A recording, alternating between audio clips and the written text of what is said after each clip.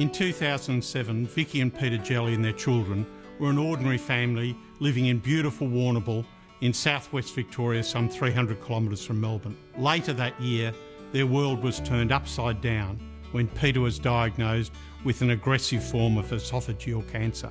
This is a story about how Vicki Jellie responded to that terrible tragedy.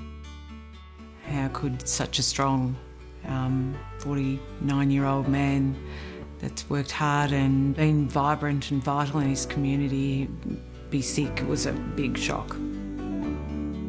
He was diagnosed with esophagus cancer, stage 4. We couldn't have radiotherapy here in the southwest of Victoria, so he was referred to Melbourne, and we were away from your most supportive family and friends that usually would be around you. We were down in Melbourne by ourselves. He had 20 weeks from the day he was diagnosed to the day he passed away.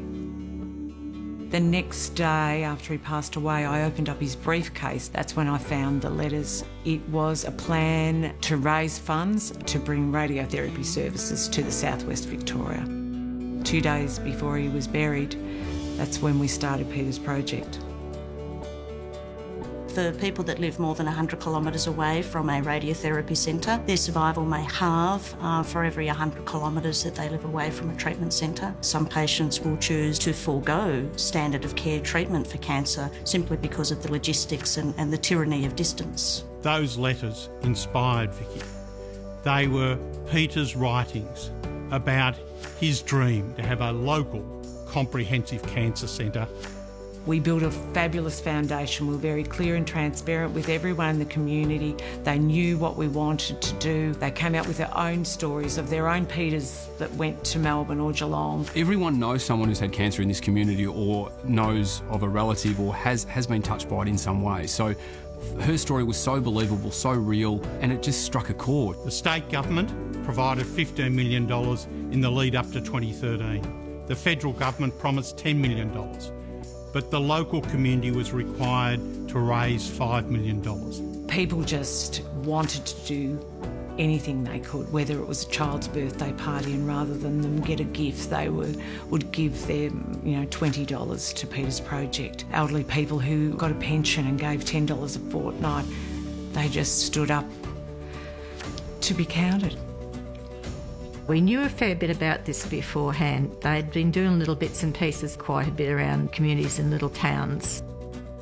We've supported the idea of it and helped where we could, but never thought it would touch us personally. People said, you'll never ever raise $5 million. And we raised that $5 million in 9 months. I would go to the supermarket and people that I don't know would stop me and hug me and celebrate. It was overwhelming.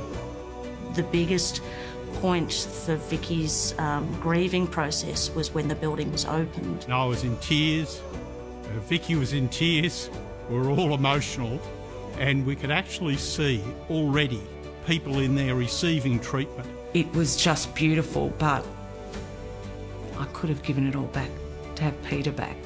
That's not what was happening, so it was pretty special, and we were blown away with it. Vicki Jellie is an astonishing woman, and I don't think everyone will appreciate her efforts until they use the Cancer Care Centre or they're touched by it. Peter Jellie would be pretty proud of his community, myself and his girls. Yeah, he would have thought it was a fabulous, fabulous thing. Yeah, he would be cross that he missed out on seeing it.